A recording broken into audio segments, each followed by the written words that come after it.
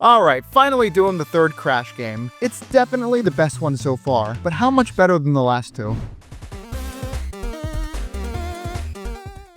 Crash Bandicoot Warped is the third game, despite not having a 3 anywhere in its name. It released October 31st, 1998, exclusively for the PlayStation. We see our main man Crash again, after Cortex survived the events of Crash 2, and we get a lot of rinse and repeat from the previous games. But there's a ton of new ideas here. This game is wildly better than Crash 2.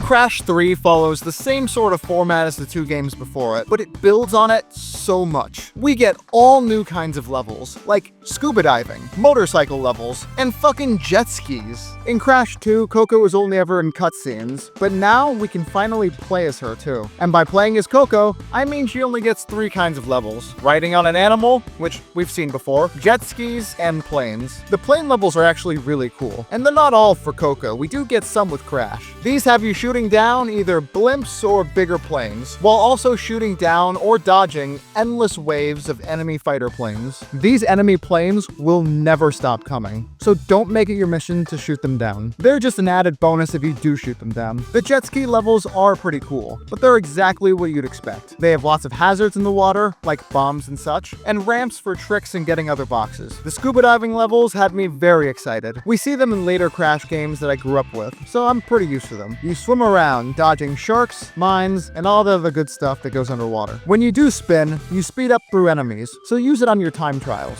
More on those later. There's also these sort of underwater jet skis that you can shoot missiles out of. Make sure to clear out everything ahead of you, because one hit will destroy your jet ski. Crash's motorcycle levels are actually really cool. Every single one of them is a race against whoever the hell these guys are. We see the world's most useless cop cars, some difficult boxes to get, and some UFOs in an extra stage. Crash 3 does away with most of the extra routes or hidden stages. This game is a lot more streamlined and clearer than Crash 2. There is still some backtracking here and there, but the gems are much easier to get than before. The extra levels or routes are unlocked as you go, and they're easily accessible from the warp room this time, rather than needing to be found in their respective levels. Although there are fewer extra routes, the game does still incentivize you to go back and play through the levels again. The first time you play a level, you may need a gem to get through a certain area, so coming back later unlocks that extra route. Not every stage has a death route anymore. They're used pretty sparingly throughout this game, but they do still exist. As you beat each boss, you unlock new power-ups too, like the ability to double jump, spin gliding through the air, or a fucking bazooka. These also add some replayability to previous stages. I will say though, the double jump is the most useless double jump I have ever seen. First of all, it kills some of your momentum. Now, as a Sonic fan, I have some PTSD here. Secondly, you can only use it at the top of your jump. This is easily the worst thing about the double jump. Its platforming ability is fucking terrible. The spin gliding is a huge help though, especially on time trials. And again, more on those later. This is a humongous boost to your ability to platform, and they use the hell out of it in bonus stages. The bazooka is cool and all, and they do use it for some challenges in bonus stages, like clearing out the nitro boxes before you leave the bonus stage. But for most of the game, it just feels like cheating. You're able to use it to take out boxes you'd otherwise have to jump over a pit for, or take out enemies you don't want to deal with. Rounding back to time trials, these are really cool. In Crash 2, you only had to get the crystal, get the gem for breaking every box, and sometimes grab an extra gem. Now, you still do have to do all those things, but you also have a time trial that unlocks itself after you've already beaten the level once. It shows up as a golden watch, and assuming you beat the time, you'll get a time relic. Beating a better time gets you a golden time relic. While you don't need the golden ones to get the hidden ending of the game, you do need them to 100% the game. These were present in Crash 2, but only as little gimmicks in individual levels where you had to beat a small time trial in order to get a gem. Now it's kind of its own mechanic. After beating the last boss, you're rewarded with one more power-up, the speed shoes. These allow you to run much faster, meaning all those time trials will be a lot easier. Also, the spin glide is a huge help for time trials. Just look at me saving time by skipping over these gaps instead of waiting on the water like you're supposed to. The bosses are also much better than they were in Crash 2, which was a huge issue for me in the second game. We see Tiny Tiger again,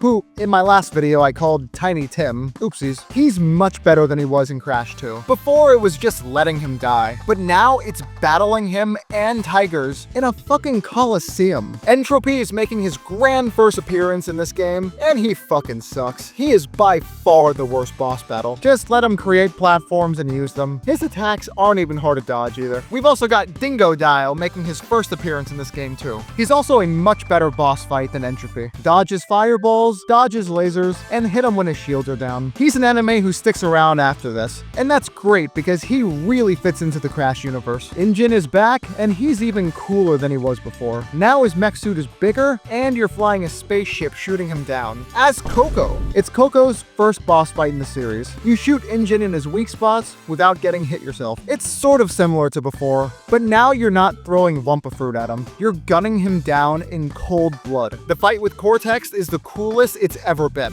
Cortex puts up way more of a fight than in Crash 2, and we actually get to see Aku Aku and Uka Uka battling it out right next to you. Don't get too close to them though. They can and will hit you. Also, Uka Uka is here in a new character. I'll talk about this when I go over the story. Crash 3 sees all new kinds of enemies, all new kinds of mechanics, and brand new ways to play as Crash. Crash 2 already expanded on what Crash could do, but this game takes it to another level, all while streamlining the whole experience. The level design is just as good as before, if not better than Crash 2. It's always been something Crash is really good at, and it definitely holds up in Crash 3. I don't think I have a single complaint with this game, other than the bazooka, and even then, I can see a clear benefit to it. There are very small regional differences in Crash 3. I played the European version of the game because it's the only ROM I could find. I don't know how. One example is this wizard dude. In the European version, he takes 2 hits to kill. The first hit just leaves him in his underwear instead. In the American version of the game, he only takes 1 hit to kill, and you never get to see his underwear. So it's pretty small differences. This has been the best Crash game so far. As the guy sitting here reviewing these, it's really refreshing how these have just gotten better and better. I really hope it stays like that.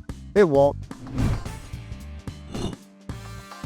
The music in Crash 3 is pretty much the same as it was before.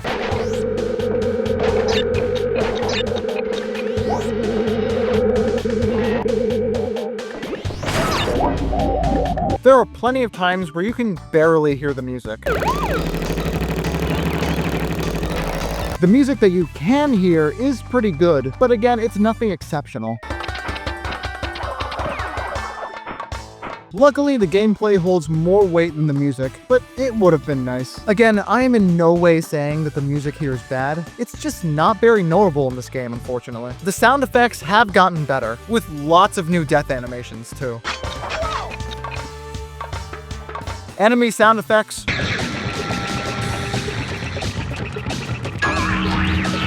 Water sound effects.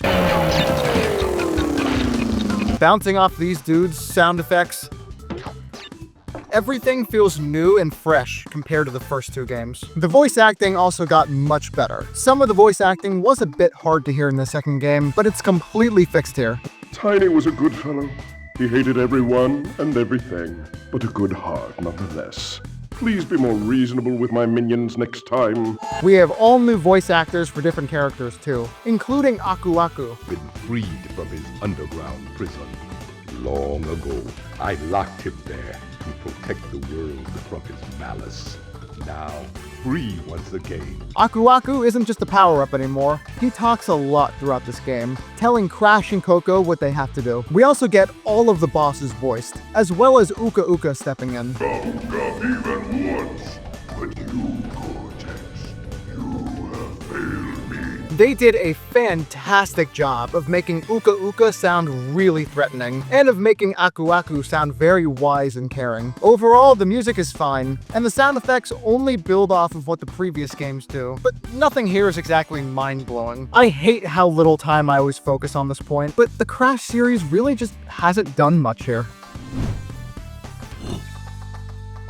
The story is pretty good in comparison to the last games. The remains of Cortex's ship, the Cortex Vortex from the last game, crash into the earth, and their crash unleashes Uka Uka, who is a mask a lot like Aku Aku. Uka Uka teams up with Entropy, the creator of the time-twisting machine, and they go grab the crystals from the second game from where they originally came from. Flash forward to Aku Aku talking to Crash and Coco. Aku Aku senses Uka Uka has returned, and tells the two of them they need to stop Uka Uka, who is Aku Aku's brother or some shit. They go to the time-twisting machine and collect the crystals before Cortex can. Not sure why the villains can't just go back in time to right before the crystals were stolen, but that's neither here nor there. Each boss battle tries to take the crystals back from you, and they fail. Once Entropy was beaten, the time-twisting machine starts to fall apart too. Once Cortex and Uka Uka are beaten, the time-twisting machine explodes, trapping Uka Uka and Cortex inside with Entropy and Engine as babies. Unless, of course, you don't get all the gems. In which case, Uka Uka and Cortex leave, saying they still have a chance as long as the gems are still out there. It's a much better story than before,